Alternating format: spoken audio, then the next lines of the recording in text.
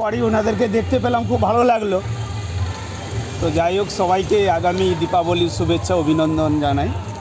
তো নামটা অবলা, আমরা বোধহয় বলতে পারি কিন্তু অনেক কিছু পরিবর্তন করতে পারি না, আর এরা তো বলতেই পারে না পরিবর্তন কি করবে। যে সমস্যাগুলো হচ্ছে, শব্দ হোক বা অন্যান্য বিভিন্ন দূষণ, আমরা হয়তো কিছুটা সমাধান করতে পারবো, কিন্তু এরা পারবে না। আমাদেরকে বোধহয় একটু সচেতন হয়ে তাদেরকে এই পৃথিবীতে বাসযোগ্য করে দিতে হবে। কেন শুধু আমরা থাকবো বললে তো হবে না, এই অবলারাও পৃথিবীতে থাকবে।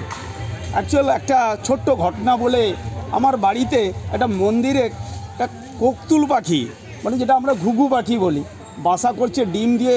হঠাৎ করে তার দুটো বাচ্চা হলো, বেশ সুন্দর আছে। ঠিক সেই দিনই আমাদের বাড়িতে সরস্বতী পুজো হচ্ছে।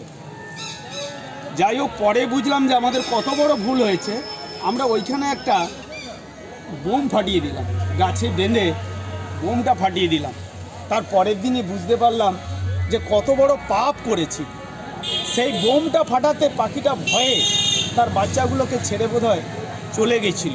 সকালবেলা দেখলাম তার যে দুটো বাচ্চা ফুটেছিল, সে বাচ্চা দুটো নষ্ট হয়ে গেল। এবং খুব মানে বলছি সত্যি, আমি তারপর থেকে আমরা বাড়িতে কোনো দিনই এটা আমরা নিজেরা সচেতন হয়ে বোম ফাটানো বন্ধ করেছি। আনন্দ করব, কিন্তু অবলাদের কষ্ট দিয়ে না, তাদের সংসার ভেঙে দিয়ে না। এটাই বলার। আমরা একটু সচেতন হলে অবলাদের বোধহয় পাশে আমরাও দাঁড়াতে পারি। ধন্যবাদ সবাইকে। আমি আশিস রঞ্জন সামন্ত, মংলামোড় স্কুলের শিক্ষক।